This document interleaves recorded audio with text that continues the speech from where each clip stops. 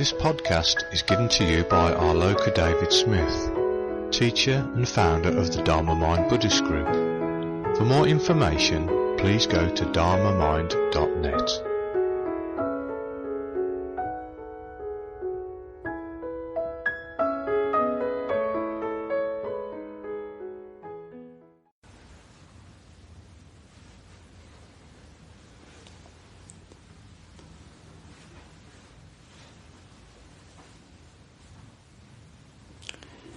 I don't know what you made of my talk yesterday, or what you understood from it.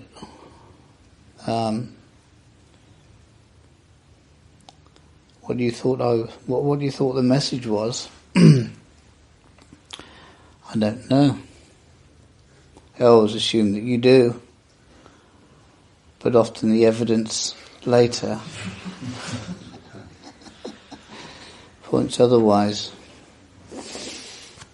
Well, what I was trying to say yesterday really is no more than what I've been saying since the very beginning, actually, and certainly a lot more emphasis lately of simple naked awareness, being present with that silent, still mind, which some of you may remember is what I've been emphasizing quite a lot. Although actually it all goes back to the beginning anyway, but nevertheless. So really what I was, I guess, trying to convey was my own personal understanding and practice, and where I'm at, as it were, and what's in place for me. And when I look at what is in place for me, it's no different than the first day I started practice all those years ago, because this isn't something progressive. This isn't something where you go from A to Z on a journey, but rather simply clarify what's already there at the very beginning. And that's why I'm always a little bit uncomfortable with the the concept of a path, which is the normal way of expressing and talking about the Dharma and practice training, that it's a path, which always suggests, well, like all paths, that you alight on a path because you're going somewhere. When you walk a path and you and you get to a destination, and it's, I think, in all Buddhist traditions, the training is always referred to as a path, but I'm always a little bit uncomfortable with that, simply for that reason, that it suggests that you're going from A to B, whereas in fact I think you never leave A, but what you do is that you clarify A. So if you call that a progression, or that you're going somewhere, well, do so. But for me, I think it's much more accurate to refer to it as a clarification, and that's why I've always bulked. Again, it's common language. This whole notion of progress, that to me suggests that you're going from A to B, that you're progressing, and it's normal language within Buddhism. It's used. But us people love going from A to B. We do it all our lives, with our ambition, with our projection of our life. I'm like this and I want to be like that. That life is always a progression. It's always about going somewhere. Progressing in life, growing up, progressing, as I say, having ambition. we're familiar with that. And then you bring those concepts into the Dharma, and it then gives the impression that the Dharma is no different than a worldly activity, pursuit, understanding. That's why I always feel a bit uncomfortable with those words, because actually I don't think it's like that. I think it's a process of clarification. You want to call that progress? Clarification, a polishing, seeing clearer, seeing ever clearer, with greater clarity, what actually you've been looking at from day one.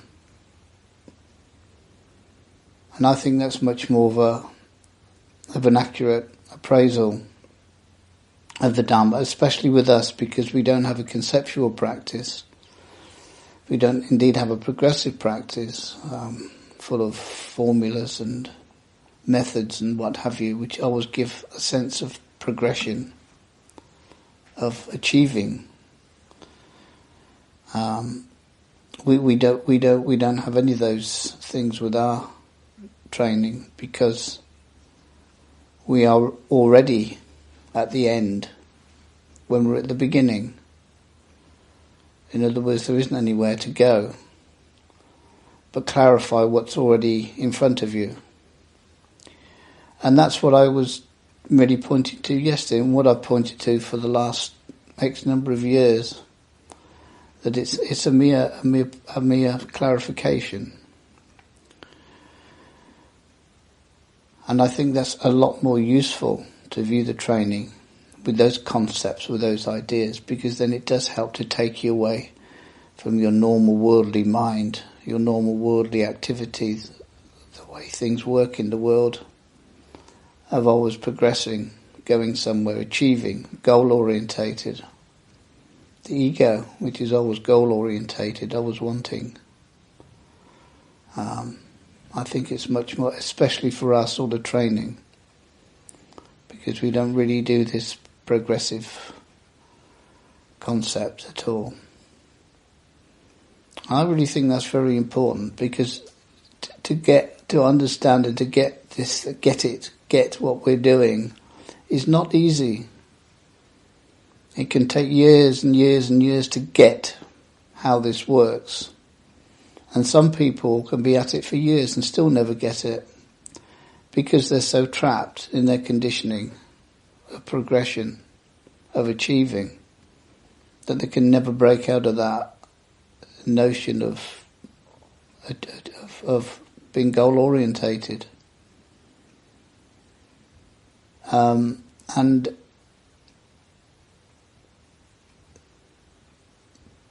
to get what this is about is unique in your life. It's not something you're familiar with, but it's something that you have to wake up to, that you have to get, and when you get it, you then polish it, you clarify it, you make it more bright, more transparent, more obvious, more clear,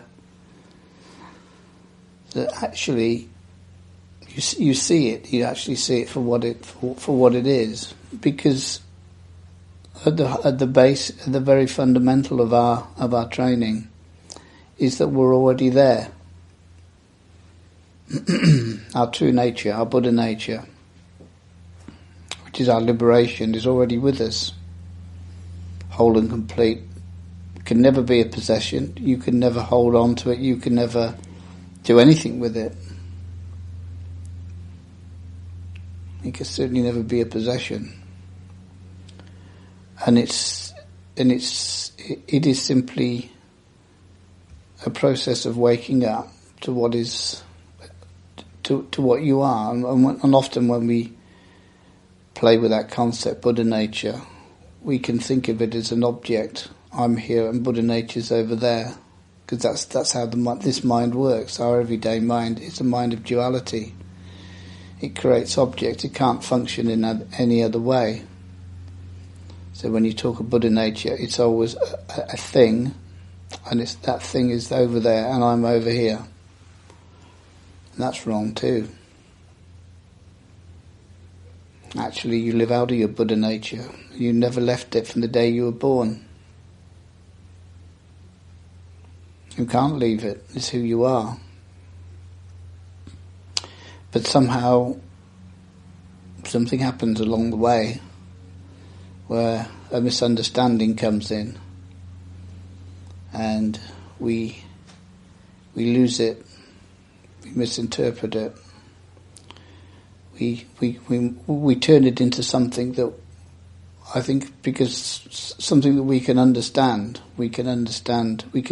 objects and duality, and we can do that with our nature, our true nature, and then we can think that we know about it and feel comfortable with it. But actually what we're pointing to is inconceivable. It can never be understood, because it's not a part of our dualistic mind, and our mind cannot transcend duality. Our normal conditioned mind is impossible. It cannot transcend duality, and that's nothing to do with intelligence, education. It's just the limitations of this thing that we live out, that we consider ourselves to be, we live out of. And everything that happens has to fit into that duality. We have to create everything and put it in that framework. And when we do that, we feel comfortable, and we think that we know all about. This is the whole notion of, I would say, of God. God, who's inconceivable, but we have to create an object in some way. I always consider God to be a thing, male, female, object out there, and I'm here. Then we feel comfortable. We think that we understand. We can make sense of something that cannot be made sense of. But God and Buddha nature, it's the same thing, just different words, concepts. So we turn Buddha nature into a God, into something dualistic. We have to learn to go beyond that, to go beyond the conditioned mind, beyond the mind that has that limitation. And that's what our training hopefully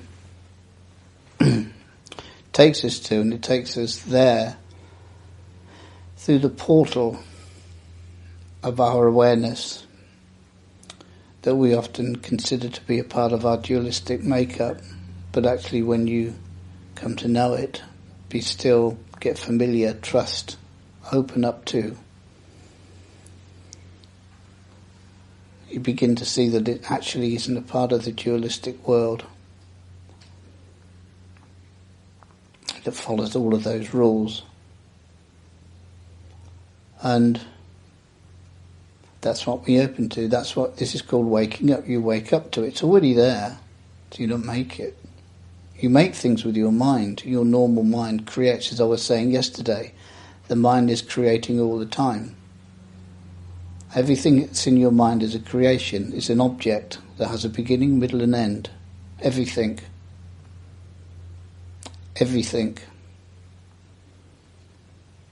And that everything is that creation, or that's what you experience, you interpret as having a beginning, middle and end, which I think is probably closer to it. You interpret it that way because you can't grasp it.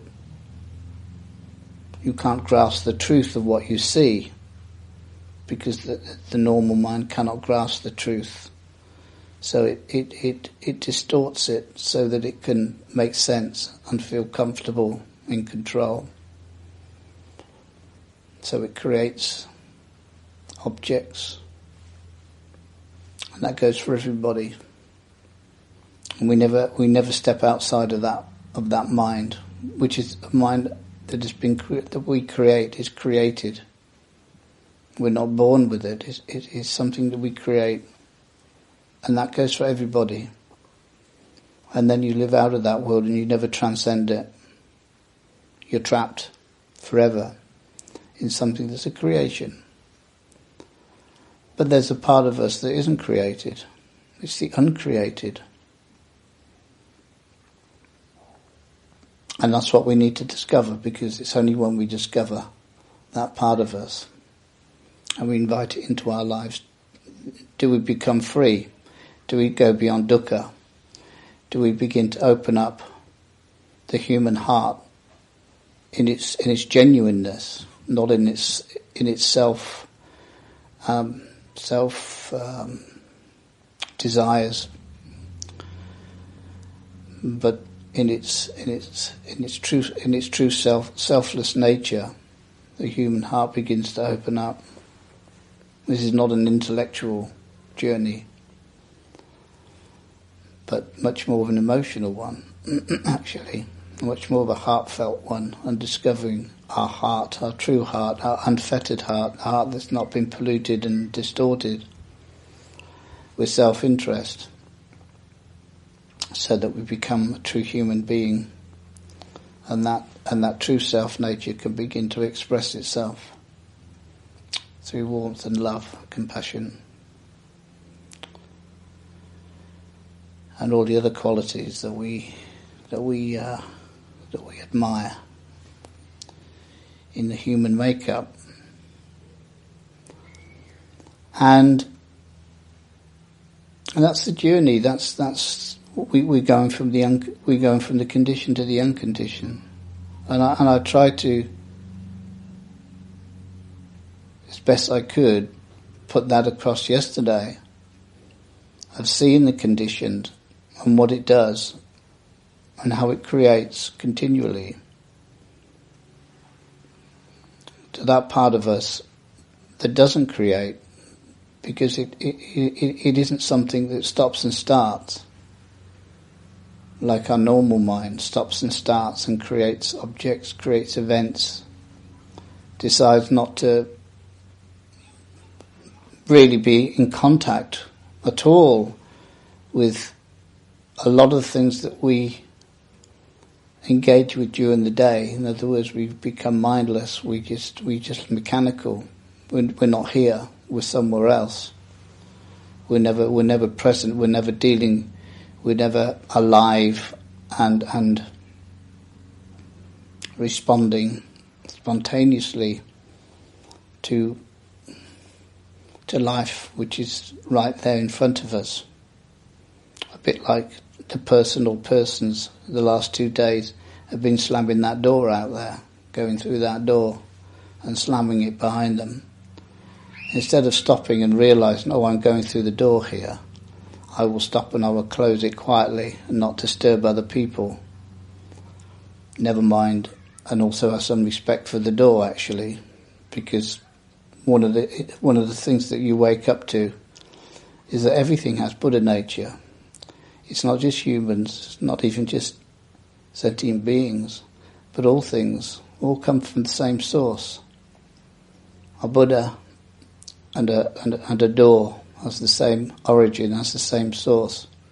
So that door is a Buddha, but you go through it and just abuse it because you're not here. You're not aware.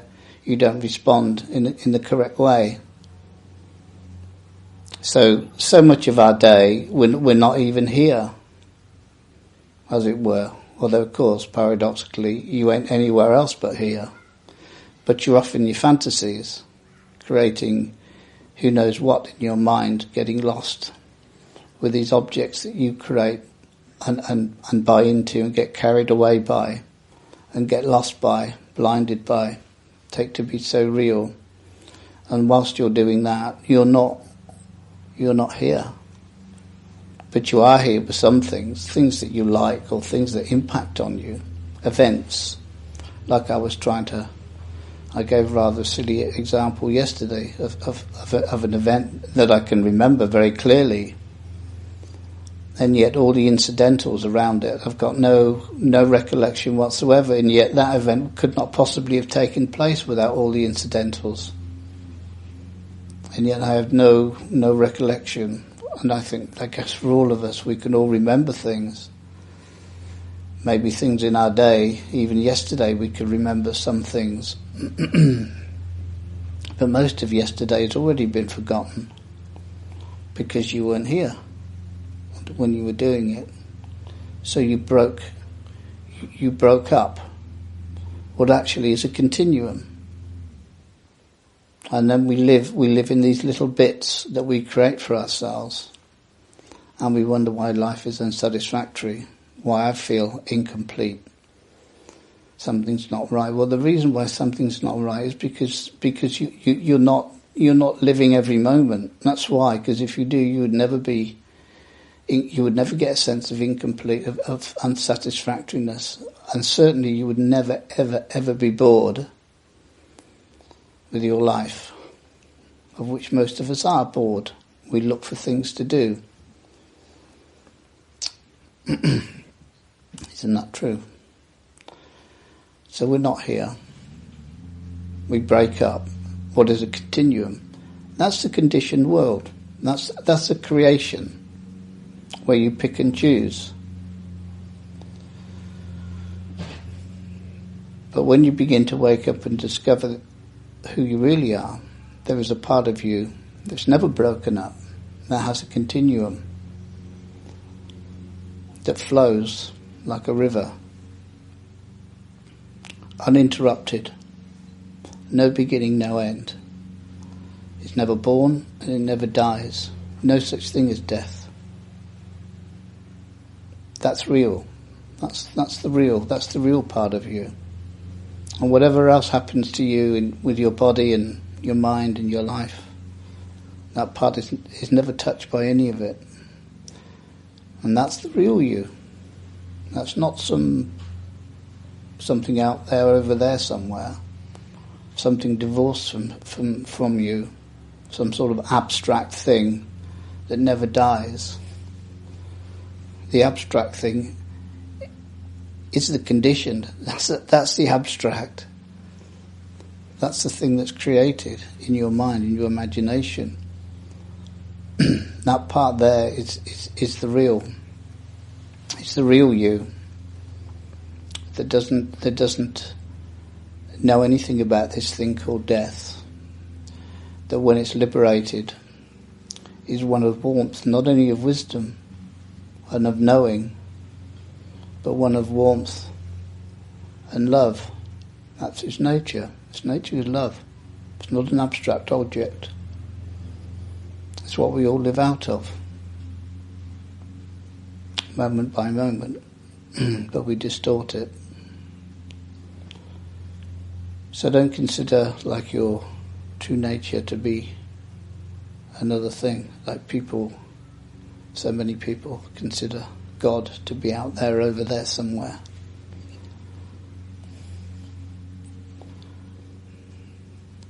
We can't grasp. We can't truly grasp what is the truth. Is outside of our realm of ability to know in that way. And as I say, yesterday I was trying to convey to you that in order to deal with death,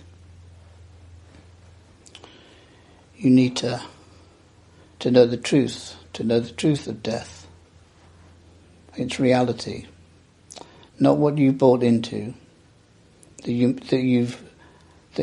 discover that you are the creator of death, the same as that you create the object, as I say, and then when it goes into change, it dies. It reaches its death. So you consider everything to have a beginning, middle and end. Everything that you experience has a beginning, middle and end. And you also experience yourself as having a beginning, middle and end. So therefore, clearly, the logic is, well, one day I'm going to die. And then you create issues around that. It becomes actually the biggest, almost certainly the biggest single thing in anybody's life. Knowing that it's a guarantee. It's the one guarantee that we have. So you know it's going to happen. And so it becomes a very, very big issue for us. And many of us, most of us, actually just go into denial about it. We don't even want to think about it, acknowledge it, spend our lives avoiding it, running away from it, pretending it's not going to happen because we can't face it, we can't sit and look at it and know that I'm not going to exist anymore. I'm going to die. And that is not just an event that we get that we make into something very fearful. That event, that prospect, because you know it's going to happen, can affect your entire life, and it does for many people. That we live our life in that fear, and it conditions practically everything. Well, I would say that it conditions everything that we do in our life, because everything we do in our life is based in fear. If you look at it, if you look closely at things, even the joyful things in your life are coming from a place that ultimately comes from fear. And fear is fear of death. So it's a big thing. It doesn't get any bigger. And I think the wise person is the one that wakes up to that and gets to know it. Not turn away from it, run away from it, distort it, pretend it's not there, but actually turns around and looks at it straight in the face and gets to the bottom of it, gets to know it, gets to know the thing in the round, what it's all about.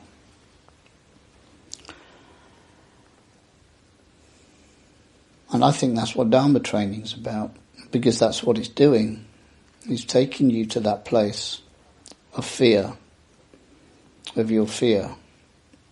Because it's fear that conditions your life, that makes life unsatisfactory. Where all your suffering comes from. It's not a small thing, it's not an incidental. It's the biggest thing in your life, actually, if you look at it. I'm not trying to be pessimistic, I'm just being realistic. I'm not poo-pooing life and I mean, you can screw your face up like that. But actually, you know, there's a lot of paradox in this. It's not black and white at all, actually, because we can endure life, and I'm not poo-pooing life at all. But I think we only engage and enjoy life to a fraction of our potential. That when we do, you know, have things that give us happiness and give us joyfulness, this we're only scratching the surface of what is our potential. And these things that we do experience, and the good positive things in life, do come and go, and we know they go. We do know they're going to fade, and when they fade, who knows what's going to come next? And then we have the angst around that, and we want to hold on to it and keep it. And all the time, if you can see that, we're in a permanent state of dukkha. All the time we're doing that. But somehow we try to turn away from it. We're not prepared to look at it. But that is, we are scratching the surface of our potential, what we can get from this life, and experience it for what it has to offer. Which isn't running around after things, trying to entertain ourselves with things. The reason why we do that is because a lot of the time we're not entertained. But how about just being content all the time, where you feel you don't have to go looking for things that are impermanent? Don't you think that's a better option? Where you have that sense of contentment and fulfillment, doing nothing. No anxiety, no impermanence there, no having to run around always replacing the thing that you like that's going into change. We are so stupid. This is what we do. That we spend our lives in a prison. We are imprisoned by this. But we don't even know it. That's how stupid we are. Or at least most of us don't know that. But actually we are bound and caught. And yet there is a freedom there within all of us. waiting for us to be found, to be discovered, that sweeps away all of that. And then you get true fulfillment, where you don't have a need to keep running all the time, trying to fill your life up with things that you like and running away from things that you don't like. It's there waiting for us. And that's the unconditioned. That's the part. We're trapped in what we create. But this other part is where we find our true freedom. And it's there waiting for us. We live out of it, paradoxically, incredibly. We never actually leave it. It's there now, at this moment. And you can discover it to some extent on the cushion when you learn to be still, learn to let go of your restless mind, this thing that's on the go all the time.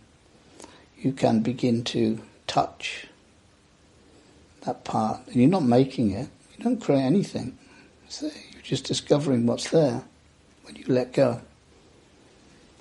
You just touch it. That's a mere glimpse, it's not even a glimpse. But it's indicating to you that actually this is where you would really, really love to be. Everybody would like to be, and in fact where everybody's trying to get to. But we're so stupid that we go running after things in the world, thinking that that's where it's going to take us. That's that's going to give us the fulfillment, and we spend our life running after things. But actually, what we all want to do is that we're all running, looking for our true nature, so we're at peace, so we can be forever beyond suffering. Everybody. That's what you get out of bed for in the morning, actually, if you didn't realise it. Everyone is doing that. But we're so caught by stupidity that we spend our lives desiring that, but just running after our tails all the time, go around in circles. It's called ignorance. But we all want the same thing. Everybody. Everyone wants to be free. Even though they would never ever see it in those terms. But that's the truth of it. This is what keeps the world going. It's what keeps everything moving, because we're all looking. Well, we can find it, rather than go running out there looking for it, which is what ignorance makes us do, chasing all of these things, running around. Rather than do that, rather than chase out there, turn around and look in. But it means you have to go through a lot of stuff in order to find it. This is why most of us don't do this. But it's that unconditioned, which is not a particularly nice word, but it's the opposite of conditioned. It's your true nature. It's the human heart. It's the eternal warmth and love of the human heart. Use whatever concepts you like, but be careful. You don't get carried away and caught up with these ideas, these words. But that's what we're all of us are looking for. That.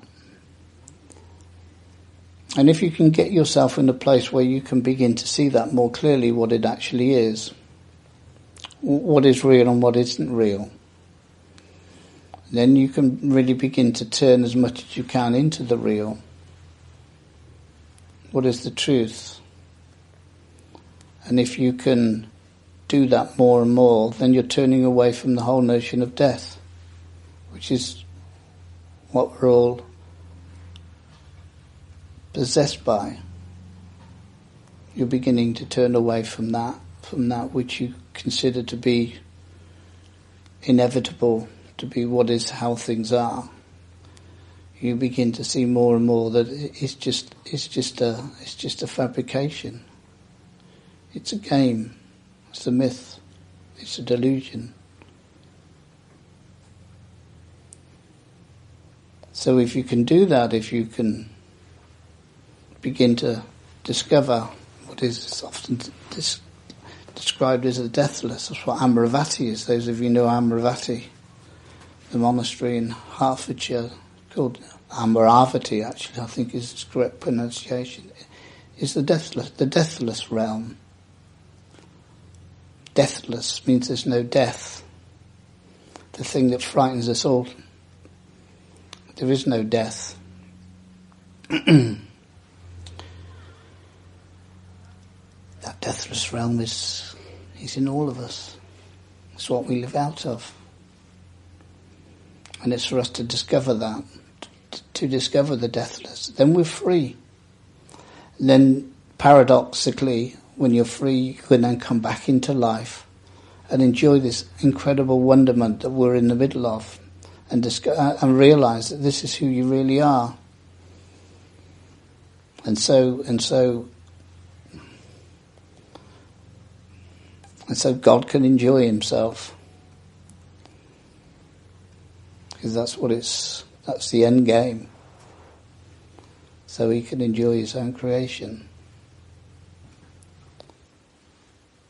And we have that potential, we have that possibility, and the more that we can turn to that, and the way that we do that is that we don't be continually breaking life up into little bits and chasing after little bits and being caught by little bits. And when we're caught by these things that we're creating, we're missing what's in front of us, that we're blind, that we just, like a zombie, spending 2/3 of our life on autopilot, because we're caught and carried away by our thoughts, by the objects of the mind, and creating this notion of a self-identity around these things that we can't let go of. Hence the mind never stops, is never still, always creating a self-identity. But always, whilst we do that, we're not here, we're not present. So what is a continuum becomes something fragmented. And when it becomes fragmented, then we're in trouble. Then we suffer. But that part of us, there's a part of us that's never ever fragmented. Ever, literally ever. And the more that you can turn to that, the more you can open up to it, realise it, and see that this is your true home, this is who you really are, to take refuge there. Then more and more you come present, so that you experience the continuum of life, the flow of life, that flow, rather than something that's broken up. And when you do that, and when you can truly turn, face and open up to that, then you go beyond death. You truly, truly go beyond death. So the paradox, however you want to describe, when the time comes when your form goes into change, which is actually a part of the flux. It is not something that had a beginning and a middle and an end. We've made it into that. We've made it into an object. This is my body. Actually, it's a part of the endless flow that actually is completely impersonal, and it's not yours. And it's questionable whether there's even an object there in the first place. There's even a body there in the first place. And maybe you've even created the whole notion of a body. Maybe your body is a creation of your mind.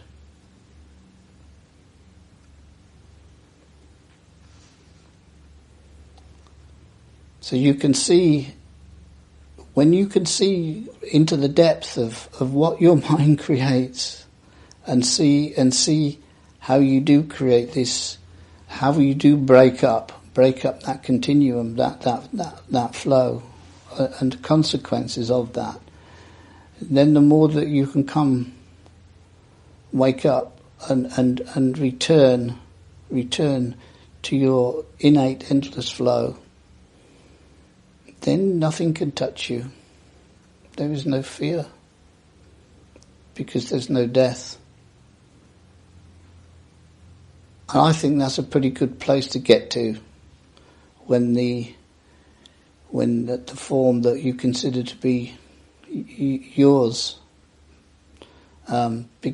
will go into its inevitable change when that form begins to break up. When that happens, you can let it go and not be a victim of what the mind has created for you in your life. And then when that happens, then you flow. You flow as you've always flowed for all eternity. And that's what I was trying to convey to you yesterday. And I hope you got something from it, some message from it.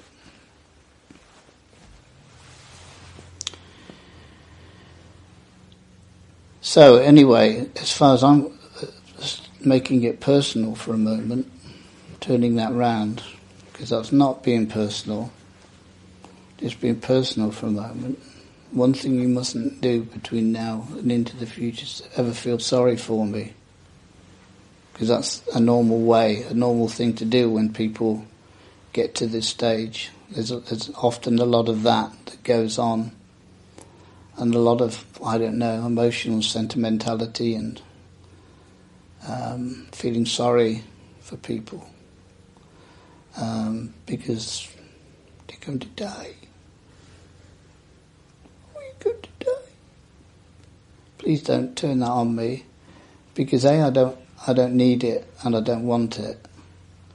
And actually, to be honest with you, I would take it as an insult if you did that. If you think I think like that, if you think that I need that type of support, that sort of sentimental support, A, you're wrong, and B, I would take it as an insult, because you are thinking that I am still trapped by everything that most other people are trapped by. And actually it makes me, well, I've only experienced it. I mean, I understand it, because that's what you do. But I've experienced it once or twice, and I can't think of anything that makes me more angry, actually. So please don't come to me with your sentimentality. Because actually, I've just passed my 50th anniversary, and this is true, 50th anniversary of the last time I hit somebody in anger.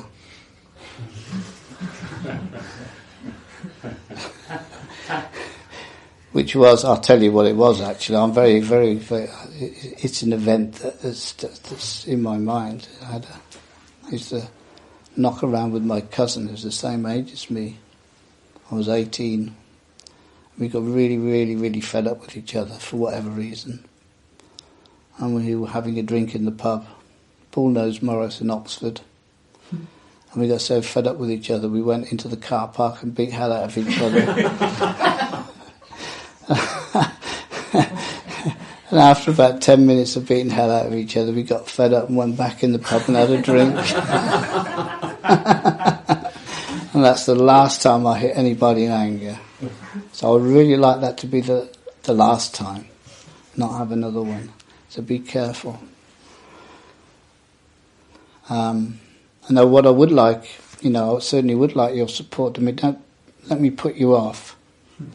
You can support me in other ways, with thoughtfulness, consideration, as and when it needs to be done. If it needs to be done, I don't know. It's all speculation.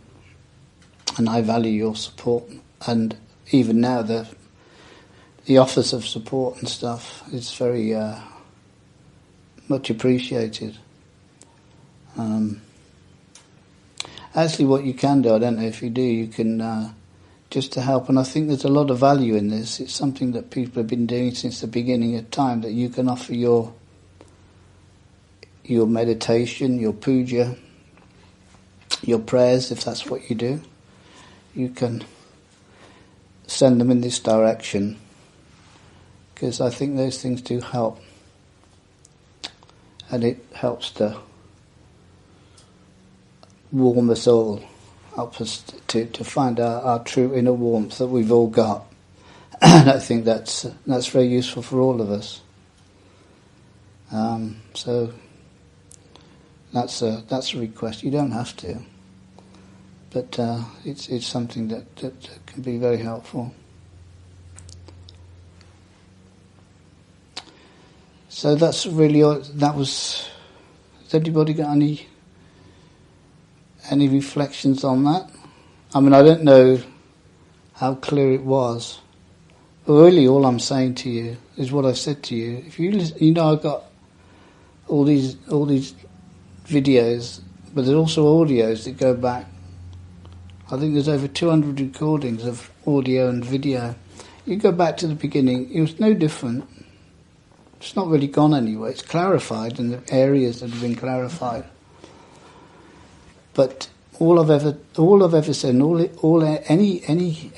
think any Dharma teacher with their soul will always encourage you just to be here in the now, as some say. The power of now. Some Gita said that, didn't he? Mm-hmm. The power of now. The power of now. About being present. Not living in the past, not living in the future, which is where suffering is created. But being here now, there is no suffering here now. There's just now. That's another way of saying being with the endless stream. When you go backwards and forwards, you're breaking the stream up into objects. Into the mind. The mind breaks up and creates. When you're here and now, and when you're truly here and now, you're not thinking those thoughts, but just being present. And when you're present, you're in the endless stream. And you're free. You're beyond birth and death when you're in the present. And it's there, it's an invitation for you. It's that it really is that simple. It is not complicated. It is not complicated. By golly, people love to make things complicated. Or I see it all the time, even around in this group, when little things need to be done that are so simple. Yeah, there has to be an event created over nothing. We do that. We do that with everything. And you come to the Dharma, you come to Buddhism, and that is wow, enlightenment. It's so I can't grasp it. It's so complicated. Look at all those books I've got to read, all those concepts. Oh my God! Will I ever get to understand this? Will I ever get to be able to do it? This is what we do, and I'm telling you. It's just about being here. I mean, is that complicated? Just be here, and everything will fall away, including death. Never mind all your dukkha about this and that, and all your history and all the things in your life, and the people and the events and all the blame and all the world and blah blah blah blah. Never mind all of that you hang on to, that you just reinforce all the time, and you just go, not only all of that, all of that go, but your own mortality, which is at the basis of it all. Even that goes as well, if you just be here.